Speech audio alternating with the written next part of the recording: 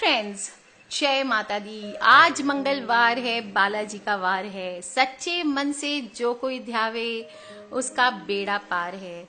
दोस्तों, बालाजी को मना ले, हनुमान जी को मना ले। दोस्तों, हजारों वर्षों से जीवित हैं। ऐसा माना जाता है हनुमान जी आज भी धरती पे हमारे बीच हैं। हमारे धरती पे आज भी वो प्रकट रूप से हमारे बीच में विराजमान हैं और इसके बहुत सारे कठोर सबूत मिले हैं। दोस्तों, माना जाता है कि एक मंत्र, खास मंत्र है, उसके जाप से वो तुरंत मनुष्यों के सामने प्रकट हो जाते हैं। दोस्तों, इवन नासा के वैज्ञानिकों तक ने इस चीज को मान लिया है कि आज भी जिंदा है बजरंगबली। दोस्तों, जो भी आया है उसे एक न एक दिन जाना है। ये तो प्रकृति का नियम है। हर कोई चाहता है कि अमर हो जाए, पर ऐसा होता नहीं है। जो आया उसको जाना है। फिर भी एक छोटा सा श्लोक है, अश्वत्थामा बलिर्व्यासो हनुमानश्च विभीषण कृपः परशुरामश्च सप्तेते चिरंजीविनः। इसका मतलब ये है कि अश्वत्थामा, बलि, व्यास, हनुमान जी, विभीषण, कृपाचार्य और भगवान परशुराम, ये सभी चिरंजीवी हैं। ये दुनिया का एक बहुत बड़ा आश्चर्य है।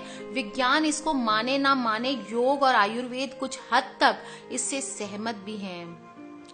जहां हजारों वर्षों की बात हो तो फिर योगाचार्यों के लिए भी शोध का विषय हो जाता है। इसका दावा नहीं किया जा सकता और किसी भी प्रकार के सबूत नहीं है। ये अलौकिक है दोस्तों, परंतु इसके द्वारा जो चमत्कार होते हैं उसका इनकार हम नहीं कर सकते हैं। शरीर बदल बदल कर, आत्मा सिर्फ शरीर बदल बदल कर हजारों वर्ष तक जीवित रह सकती है। ये संसार के 7 आश्चर्य की तरह है। दोस्तों, हमारे हिंदू इतिहास और पुराण में ऐसे 7 व्यक्ति बताए जाते हैं जो चिरंजीवी हैं। ये सब किसी न किसी वचन, नियम या शाप से बंधे हुए हैं और ये सभी दिव्य शक्तियों से संपन्न हैं। योग में जिन अष्ट सिद्धियों की बात की गई है वो सारी शक्तियां इनमें विद्यमान है।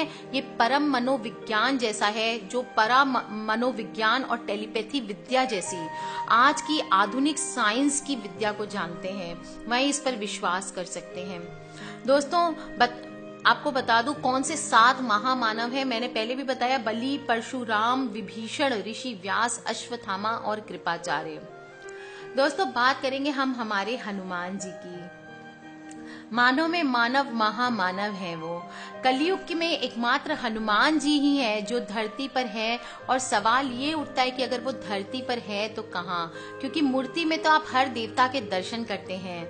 इसकी सच्ची बात आपको मैं बताती हूँ कि केवल मूर्ति ही नहीं, हकीकत में भी धरती पे हनुमान जी विराजमान है और माना जाता है कि वो हिमालय के जंगलों में अभी भी वास करते हैं। त्रेता युग के आपको पता ही होगा दोस्तों, त्रेता युग में अंत में जब भगवान राम बैकुंठ धाम को पधार गए थे, उस समय कोई था जो कलयुग के अंत तक धरती पर भगवान श्री राम की भक्ति और जन कल्याण हेतु रुक गया। जान लीजिए कि कलयुग में केवल भगवान हनुमान ही है जिनका अस्तित्व आपको इस जमीन पर मिलेगा। और आज मैं जो बताने जा रही हूँ दोस्तों, बहुत ही अविश्वसनीय है। शायद आपने पहले भी कहीं सुना और पढ़ा होगा, लेकिन आप विश्वास नहीं करेंगे कि आज भी हम जो मनाते हैं हनुमान जी को, तो सचमुच हमारे लिए प्रकट होते हैं। दोस्तों, हनुमान जी अमर है और ये इनका वरदान श्री राम ने कलयुग में धरती पर राम भक्तों के कल्याण के लिए किया था। और बजरंगबली ने इसलिए लिया कि वे जाया भी तो राम जी की कथा व कीर्तन हो, जहां भी राम जी की कथा व कीर्तन हो वहां पर अदृश्य रूप से उपस्थित होकर आनंद ले सके।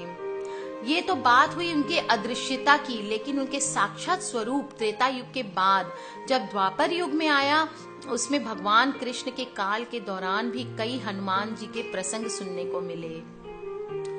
कलयुग में सन 1300 में संत माधव आचार्य के आश्रम में हनुमान जी का आगमन हुआ था।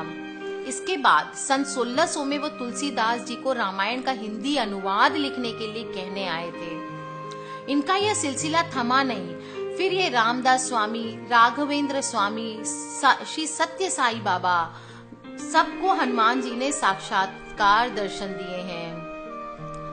धरती पर जहाँ पर भी हनुमान जी ने विचरण किया था, वहाँ पर उनके चरण चिन्ह आज भी देखे जा सकते हैं। बजरंगबली के रहने के स्थान के नाम से जाना जाता है। स्थान है तमिलनाडु राज्य के रामेश्वरम के नजदीक गंधात्मदा पर्वत पर स्थित है और इसे बजरंगबली के निवास का स्थान ही माना जाता है। आपको पता होगा कि आज भी लोगों की मदद करने के लिए हनुमान जी आते हैं और अदृश्य रहते हैं। दृश्य सिर्फ एक खास समुदाय के लोगों को है जो श्री लंका के जंगलों में रहते हैं। उनको हनुमान जी ने एक मंत्र दिया था जिसके जरिए वो पवन पुत्र हनुमान का आवाहन करेंगे और उनके दर्शन उन्हें प्राप्त हो सकेंगे, पर उस मंत्र का कोई दुरुपयोग न कर सके, इसलिए हनुमान जी ने 2 शर्त या नियम रखे हैं जिसका सही अर्थ केवल इसी प्रजाति के लोग समझ पाते हैं। पहली ये कि आपकी अंतरात्मा को ये ज्ञात हो कि इसका क्या संबंध है बजरंगबली से, यानी कि वो एक भक्त का रिश्ता रखता है या शिष्य का या भाई बंधु संबंध का। केवल इस मंत्र को आजमाने के लिए आप उच्चारण नहीं कर सकते हैं। और दूसरा नियम ये है कि जिस स्थान पे आप इस मंत्र का उच्चारण कर रहे होंगे वहां से लगभग 980 मीटर की दूरी पर केवल वही मनुष्य उपस्थित होंगे जिन्होंने पहले औपचारिकता पूरी करी हो। यानी कि अगर वहां पर कोई मनुष्य उपस्थित भी हो तो सिर्फ जिसकी अंतरात्मा को बजरंगबली से क्या संबंध है पता हो। आपको बता दें कि श्रीलंका में एक ऐसी जगह है पिदुरुथालगला, जहाँ के पिदरू पर्वत के जंगलों में एक विशेष प्रकार की जनजाति के लोग रहते हैं जिनके पूर्वजों को हनुमान जी ने ये मंत्र वरदान में दिया था। भगवान राम के जाने के बाद हनुमान जी जंगलों में विचरण करते रहे और ऐसे ही जंगलों में वास करते थे। उस समय हनुमान जी लंका की ओर चले गए जहाँ रावण का भाई विभीषण राज करता था। उस समय उन्होंने जंगलों में ही रहना शुरू कर दिया और वहाँ कुछ समुदाय के लोगों ने उनकी सेवा की। उनकी सेवा से प्रसन्न होकर पवन पुत्र ने जाते जाते कहा, मैं तुम्हारी सेवा से बहुत प्रसन्न हुआ हूँ, इसलिए मैं तुम्हें एक मंत्र वरदान के रूप में देता हूँ। वो मंत्र है काल तंतु कार्य चरंती एनर मरिष्णु निर्मुक्ते रा काले त्वम अमिरिष्णु। दोस्तों, इसका अर्थ है जब भी मैं तुम्हें मेरे दर्शन प्राप्त करना हो, इस मंत्र का जाप करना और मैं एक प्रकाश की तीव्र गति के सामने तुम तक पहुंच जाऊंगा। लेकिन मंत्र प्राप्त करने के बाद उस समुदाय के मुखिया ने एक अपनी चिंता जाहिर करते हुए कहा कि प्रभु, हम इस मंत्र को सुरक्षित रखेंगे, जबकि इसे किसी ने प्राप्त करके दुरुपयोग करना चाहा तो क्या होगा। तब हनुमान जी ने उत्तर दिया और मुखिया से कहा कि इसे मंत्र का जाप करने से पहले उस व्यक्ति को मेरे से संबंध पता होना अनिवार्य है। अर्थात अगर कोई भी इस मंत्र को जपता है तो वो ये 2 औपचारिकताएं पूरी करेगा। और फिर भी मुखिया की चिंता समाप्त नहीं हुई और मुखिया ने कहा, प्रभु, आपने हमें आत्मज्ञान से परिपूर्ण किया, किंतु हमारे आने वाली पीढ़ी का क्या? हम तो जान गए कि हम कौन हैं, हमारा पूर्व जन्म क्या था, हम किसके लिए जन्मे हैं और मरकर कहाँ जाएंगे, जबकि आने वाली पीढ़ी तो ये नहीं जानती होगी कि उसका आपसे क्या संबंध है। तो क्या उन्हें आत्मज्ञान की प्राप्ति नहीं होगी? इस पर हनुमान जी ने कहा, मैं वचन देता हूँ कि मैं हर 41 साल के बाद तुम्हारे समुदाय के पास जरूर आऊंगा और उन्हें आत्मज्ञान दूंगा। वक्त के अंत तक केवल तुम्हारी प्रजाति होगी और इस मंत्र का जाप करने में सक्षम होगी और मेरे दर्शन को प्राप्त कर सकेगी।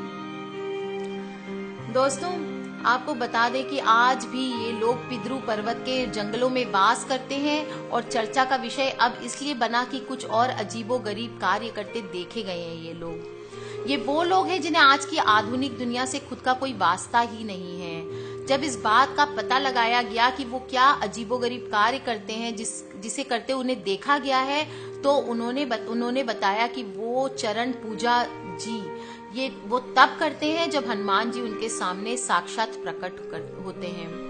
अब आप इससे अंदाजा लगा सकते हैं कि जिन्होंने ये काम उन्हें करते देखा है वो हनुमान जी को नहीं देख पाए और उन्हें लगा कि ये आखिर किसके साथ काम कर रहे हैं। इसका मतलब आप या हम जैसे आम प्राणियों को तो उनके दर्शन इतनी आसानी से कभी प्राप्त ही नहीं हो सकते। दोस्तों 2014 27 मई की बात है। ये वो दिन था जब उन लोगों ने 41 साल के बाद हनुमान जी के पुनः दर्शन प्राप्त किए और उनसे आत्मज्ञान प्राप्त किया। अब पुनः ये वक्त 2055 में आएगा जब वो दोबारा इस समुदाय के लोगों को ज्ञान देने आएंगे। इसका अर्थ ये भी है कि अगर इनमें से किसी को भी हनुमान जी के दर्शन प्राप्त करने होते हैं तो वो इस मंत्र का जाप करके उन्हें बुला लेता है। और सबसे दिलचस्प बात यह है कि इस समुदाय का मुखिया एक किताब लिखता है जिसमें वो हनुमान जी के आगमन से लेकर उनके शब्द, उनकी क्रियाएं, उनके उपदेश सब कुछ उसमें लिखता है। दोस्तों ये एक बहुत ही लंबी चौड़ी किताब बन चुकी है जिस पर अब सेतु एशिया नामक धार्मिक संस्थान शोध भी कर रहा है और अब तक 6 महीने में वो इस किताब में से केवल 3 अध्याय को ही समझ पाए हैं, जिसमें लिखा गया है कि जब हनुमान जी यहाँ आते हैं तो क्या क्या करते हैं। यानी इस किताब में वो शब्द हैं जो इस समुदाय का मुखिया लिखता है। आपको बता दूं कि जब भगवान हनुमान जी आते हैं तब पिछले साल 2014 में जब हनुमान जी आए थे तो पिद्रू के पर्वतों में देखा गया और उन्होंने एक नवजात शिशु के पूर्व जन्म के बारे में जो 2 माताओं द्वारा उत्पन्न हुआ उसकी कहानी बताई। इसके अगले दिन हनुमान जी जंगल के समुदाय के लोगों के साथ में शहद निकालने गए जो कि बहुत रोचक था। इस अध्याय में हनुमान जी ने एक श्लोक का पूरा अर्थ बताया है जो समय को परिभाषित करता है। और भगवान की परिभाषा में आप और हम जब समय की बात करते हैं तो हमें घड़ी की याद आती है, जबकि हनुमान जी ने ये श्लोक काल तंतु को कारे चरंती एनर मरिष्णु का अर्थ समझाते हुए कहा था कि वो जो समय के तार के जाल के अनुसार चलता है वो पूरी दुनिया को अब तो इंतजार है कि आगे का अध्याय कब लोगों के सामने आए जिसमें वो मंत्र से जब हनुमान जी के दर्शन हम प्राप्त कर सकें।